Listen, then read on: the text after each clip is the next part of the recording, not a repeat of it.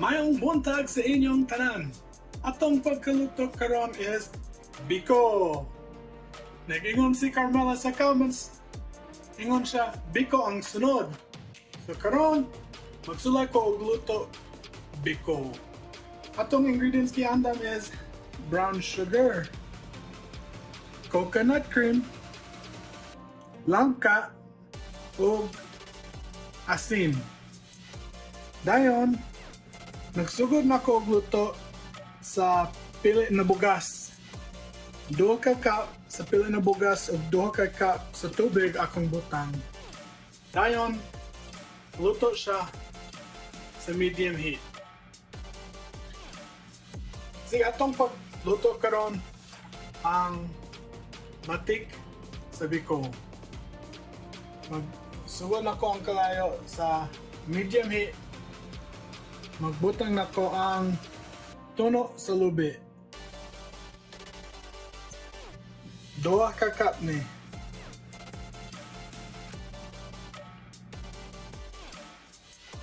Dayon, butang na to ang 2 ka cup sa brown sugar.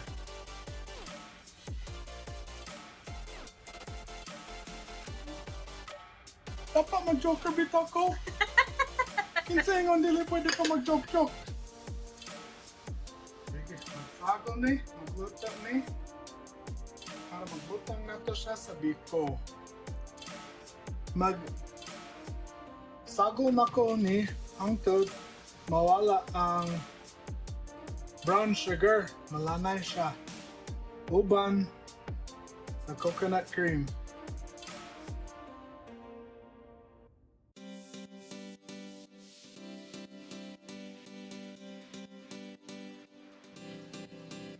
Oh, na ang hitsura dapat.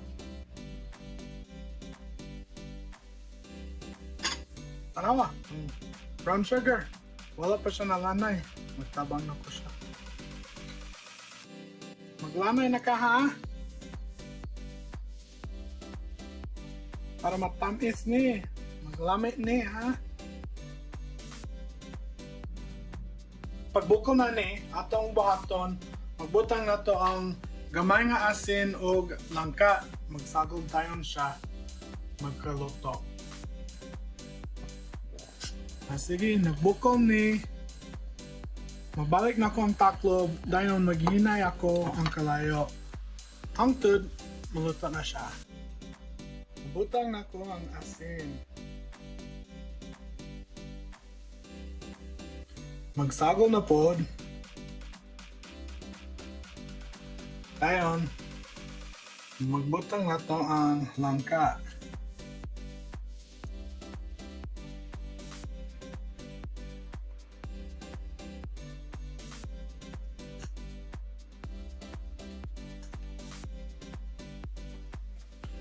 Wala may kamay, nagamit may brown sugar. Medyo luspad siya.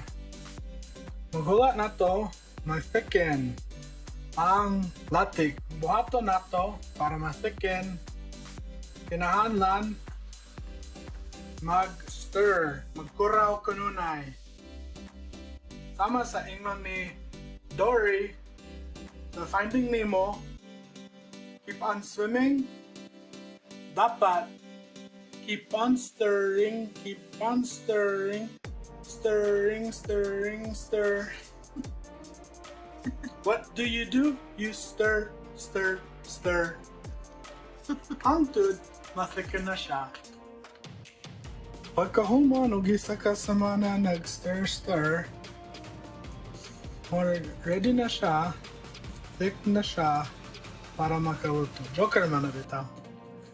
Pagka mga 20 o 30 minuto, okay naman eh, para makaluto. Mana ang tanawon unta. So magbutang na ko ang kamay nga kwan. Toppings ni para magbutang sa ibabaw sa Biko. Samtang naguto siya. Dayon, magbutang na to ang pilit na bugas.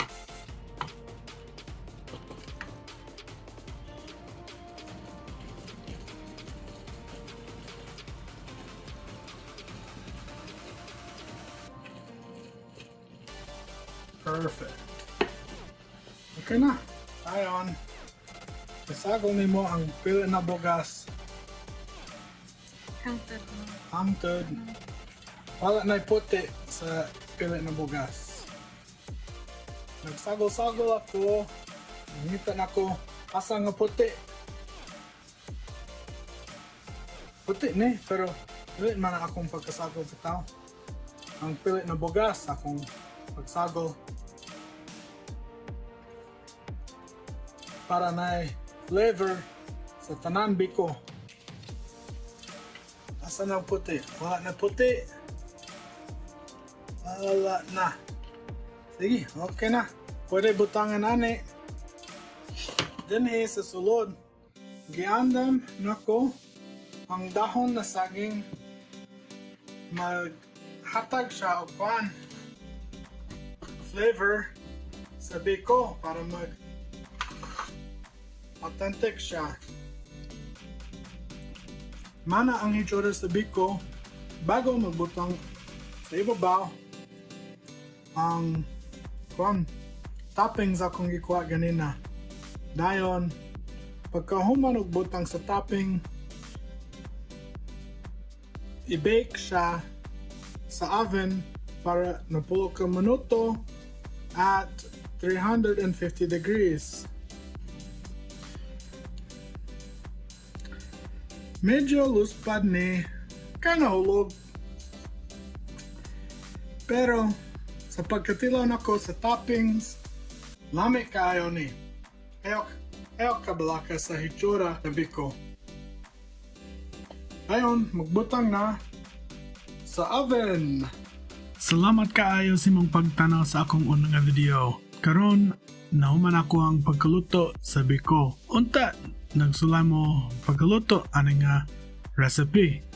Ang sunod, magluto nako og barbecue. Pero magingon lang sa comments unsay ganahan ninyo makitan ako magluto sa sunod. Ingnon lang sa comments below. Daghan salamat sa imong pagtanaw ani nga video karon. Makita ta sa sunod.